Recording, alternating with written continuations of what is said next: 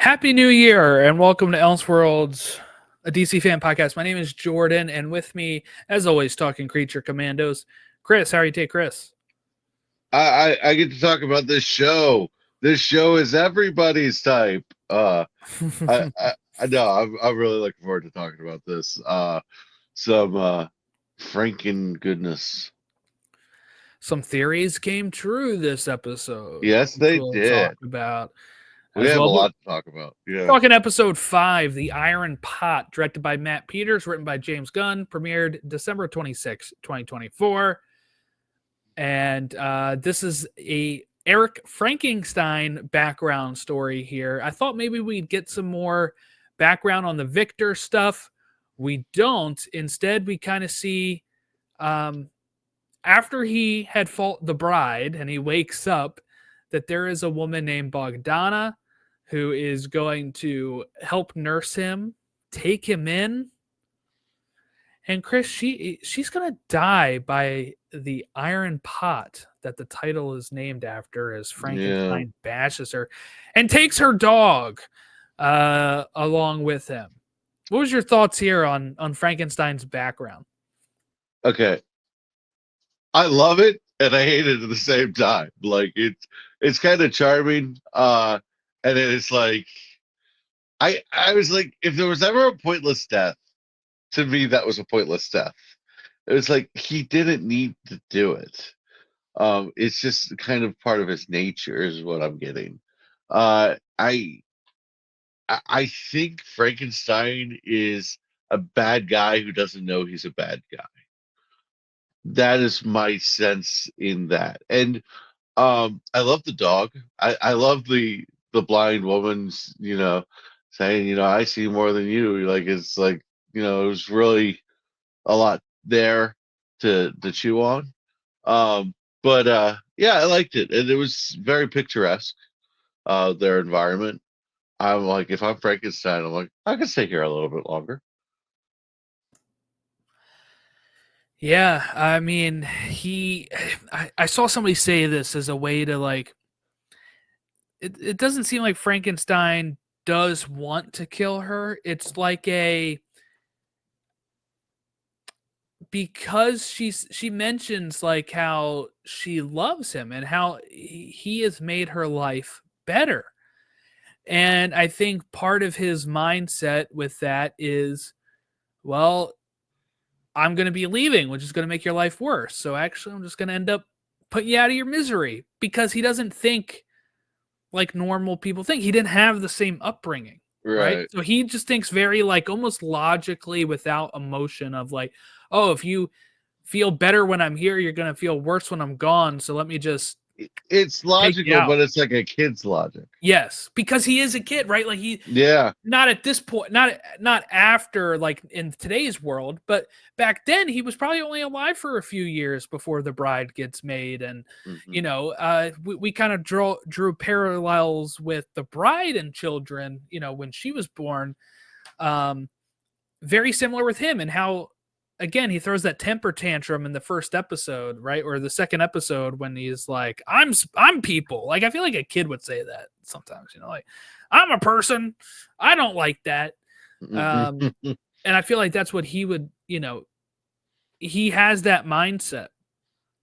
But also it's very logical in the bad way too, of like, hey, your dog's probably not going to come with me if you're alive, and I need him to, because he's a good hunter with me and he's my pal now, so um oh man, I felt so bad for the dog when he's like scratching at the door to try to Oh, it's heal horrible. Bogdana. And Yeah. I I will say that this wasn't my favorite episode of them so far. Um, I I think that there were some good moments in this episode. I think my enjoyment of this one was a little down. I think it's a little bit like they were all bangers so far, so take it with a grain of salt. Like I don't think any episode has been bad. Um, but I'm not feeling Frankenstein the way I am some of the other characters. I think It's probably my least favorite episode of the bunch. Nothing wrong with it in particular, but it's just like I feel like the other episodes have been focused on characters I care more about. But I am really digging David Harbour's portrayal of Eric Frankenstein, and I think his voice work has been really great. And I love present day Eric a lot. It's the past Eric where it's he's not great. I like present day more. I will say that. Oh my god! What killed me, Chris, is when they're the teacher, and everybody starts staring at him. He's like, "Did I drop my contact lens back here?" That's just his go-to. It's like, yeah, Eric Frankenstein, behemoth monster standing outside of a classroom in broad daylight. Yeah, sure, he lost his contact lens there. That's what's peculiar. It worked though. Everyone walked away once he started saying that.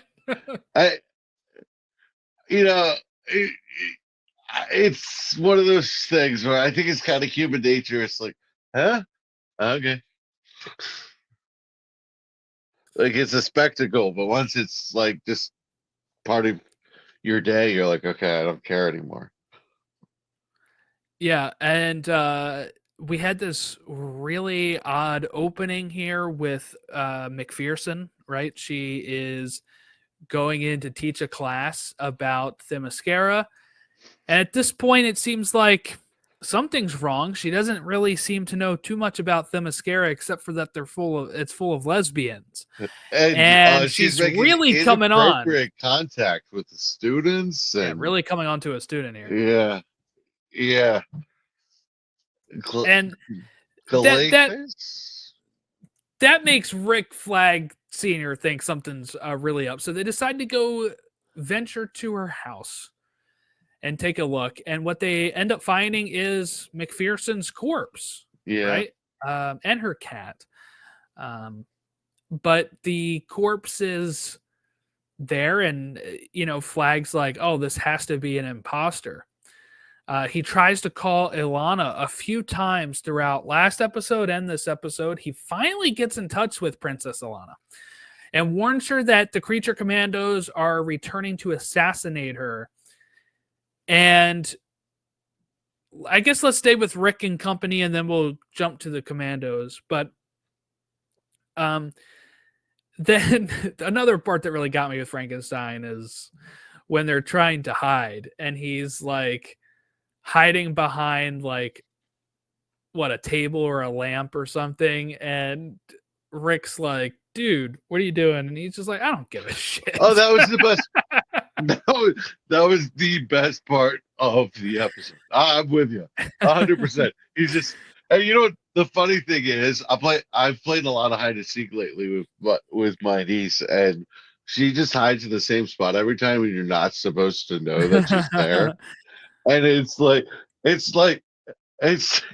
so funny because that's the context of that. And then Frankenstein's just like, I don't give a shit. Like, that was so. It was just such a juxtaposition of my hide and seek experience. I was like, it was funny. I had a blast with that. Yeah, that was. And then he hides, and I love Rick Flag's reaction to him actual hiding, and he's still sticking out. But they find out that it is not just an imposter; it is Clayface. And Rick Flag has the pool. He's like, hey, that's Clayface. He's a shapeshifter. And he's playing Xbox. He's playing Mortal Kombat, I think it is. Which is funny because Peacemaker is in that game, by the way.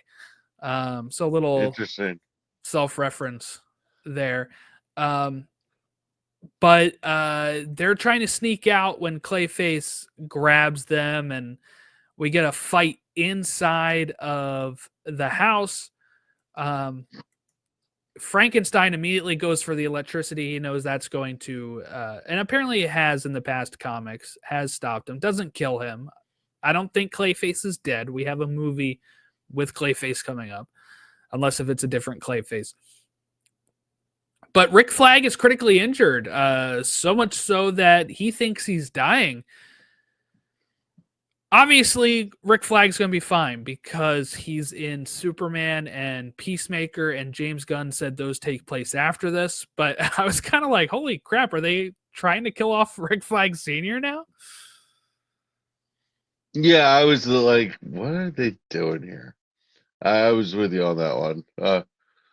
Because I have that background information as I'm watching it. So I'm like, they can't kill this guy off. Right.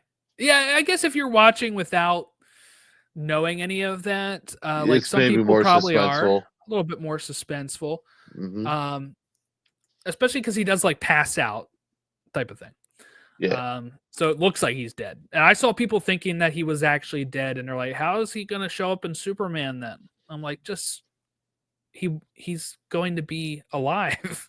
Like, he's not dead. To be honest with you, in comic book properties, like I take death with a very grain of salt. Oh, like even if he died, it's like it's a comic book property. There is some sort of a reason he's alive. Yeah. I also saw some people say maybe that'll explain why his hair is not gray in Superman. I don't think we're going to get a reason why his hair is not gray in Superman. It's just because he was filming another show and couldn't dye it. It's that easy. Okay. Let's focus on the Commandos, who are now going back over to Pokolistan. And, they get picked up by Alexei. And Alana gets note to Alexei as they're heading towards the castle, and he diverts them by taking a shortcut, which is obviously going the opposite way of the castle. So it's tipping the bride off here that something's wrong. And look, here come the Amethyst Knights to come try to assassinate the Commandos. And Alexei's trying to stall, and Phosphorus just kills him. I loved Phosphorus in this too, where he's like, I liked that guy. Yeah. I think this is a really good example of how Phosphorus held back in his fight with Flag earlier this season. Because this Phosphorus was like punching through tanks. Dude, this guy is very OP. Very, very interesting that we killed Alexei. I was kind of shocked that Alexei died in this episode. Well, pour one out for one's homies and say, "What's up?" Yeah. Dude, he was done so dirty too. He got like punched in the head with Phosphorus's arm, and his face is just gone. And then that time where Phosphorus goes through the tank and just like flips them off and kills the people. Oh my God. I can't wait to get his episode this week because I am very looking forward to this guy because he's been a standout on the show. Well, one of the things I'm a little confused about is he takes off his pants and like he's a skeleton. So it's like, why is he even wearing the pants? But like, I guess it contains his, but like, and then he just puts them back on. It's like, yeah, the job's done.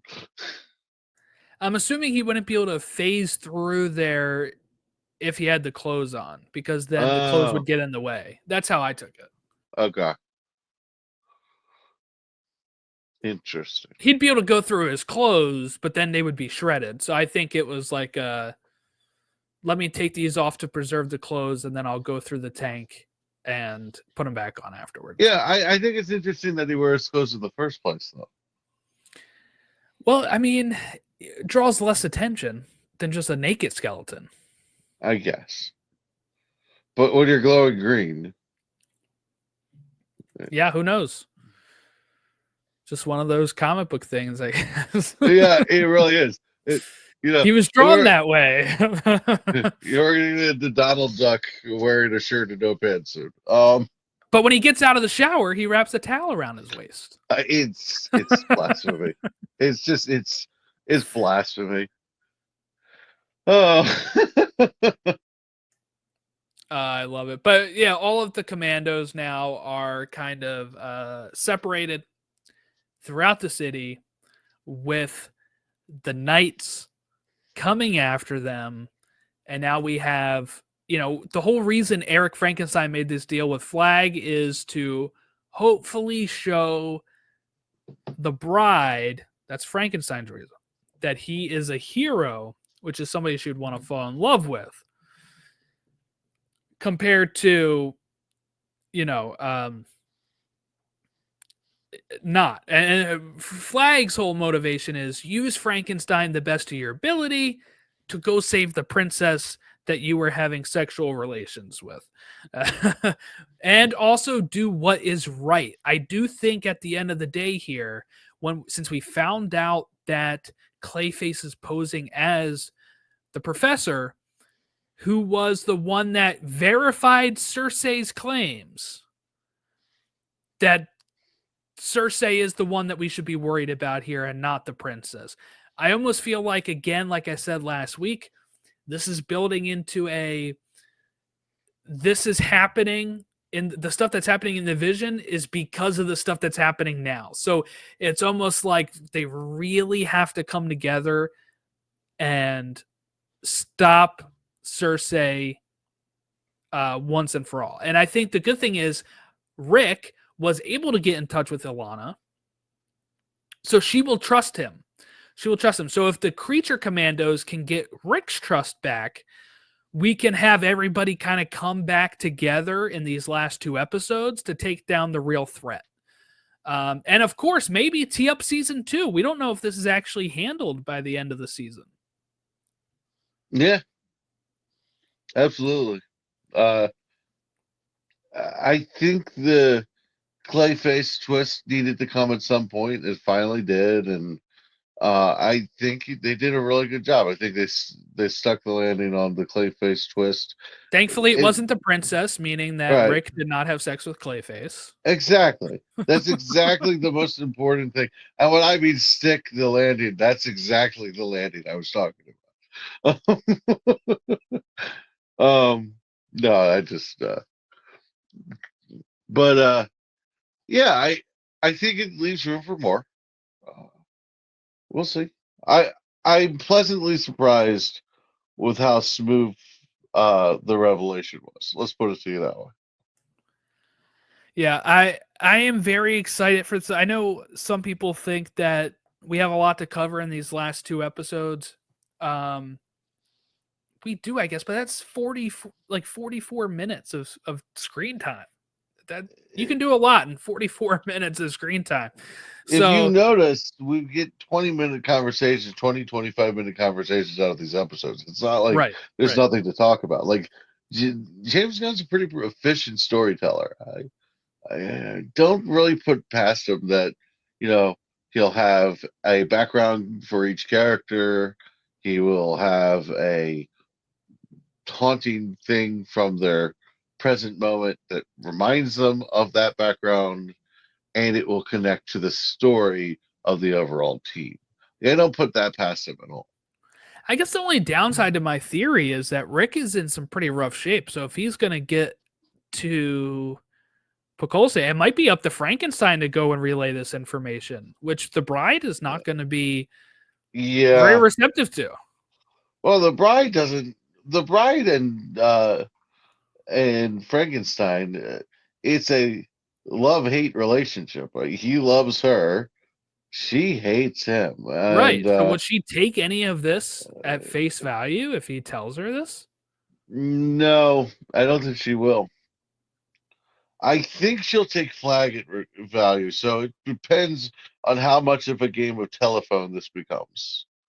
Like, you play telephone and it kind of shifts and changes. So I wonder how well he conveys the message and connects it to. So I feel that once Frankenstein sees the bride, the story is out of his head, and like it's just like true, maybe it's just like my love, my deep, profound love. But I think Flag might have it in his head enough to be able to say that Frankenstein would be like, look, if I'm really going to earn her favor, I have to relay this to her to show I am a hero. So it could work. It could work. I'm really curious to see how it goes because, like we said, it looks like next week is in the trailer for next week. It does show that this is Phosphorus's episode. The title as well hints to it. I would assume Nina's is episode 7 since she's the only one left that needs a background. And during those, I would assume that Frankenstein has to join the team at some point because he's in the intro. So I do think they'll kind of put aside their differences and work together here. But I'll be really interested to see how this shakes out for episode 7. Not so much next week. Next week, I do think is another one of those. The Creature Commandos are scattered. They're going to work. They're going to get back together during that episode at some point. But then it's like, what happens with that? Like, are they able to stop the knights from firing on them enough to be able to get information to the princess and figure out they were played? Does Waller figure out she was played when Rick Flag shows up in like a broken back and says Clayface is the one that did it and it was posed as McPherson? I think there's a line from the trailer where she says that they got played. So Waller has to be aware here at some point, which means Waller could tell the Commandos, never mind, don't do that. And that could be a way out of it. And then you only have to take down Cersei and Soft, Sons of Themyscira. I still enjoy Soft as the acronym. So it's Same. it's like it's the best gift of the DCU so far. Alrighty, well, I guess that'll wrap us up here. Not as much to cover this week, but I'm very excited to see where it goes in these last 2 episodes. We'll be back next week to talk about episode 6. And then, of course, January 9th is the finale. James Gunn did say there is a post-credit scene in the finale. It's probably a jokey one. I bet it's not too much setup, but there is one. He did, respond to a thread about that. And we now know it's season 1 finale. So there will, of course, be a season 2 that we'll have to look forward to.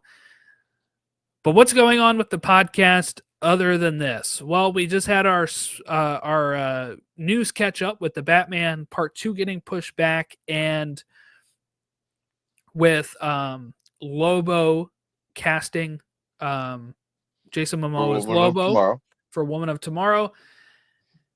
I don't know which one I'm dropping first. I'm probably dropping that episode first and then Creature Commandos right afterwards as we try to get this episode out before the next episode drops. And then we will be discussing the next 2 Creature Commando episodes, any sort of news that drops in between then. At the end of January, I'm going to be out of town, but we will still have episodes for you as we will have our Smallville season 8 discussion. And that one is definitely dropping then because we recorded that. And over time, we're going to try to record season 9's discussion and season's 10 discussion and have those prepared for that time of year. Then we'll start looking ahead to Superman, the movie, because we will have build up for that with discussing comics of Superman, discussing a whole bunch of stuff with Superman as we build up to that movie. And then, of course, Peacemaker season 2 will be not long after Superman. So we're really looking forward to the rest of this year on what's going on. And I'm sure we'll have more casting announcements or more news about Supergirl and Lanterns as we go. Thank God my camera decided to wait until now to cut off, but there we go. It's at elseworldsdcfan on all of our social medias, elseworldsdcfan@gmail.com for long form emails. Have a great rest of your week. Happy New Year, and we'll catch you next time when we discuss episode 6.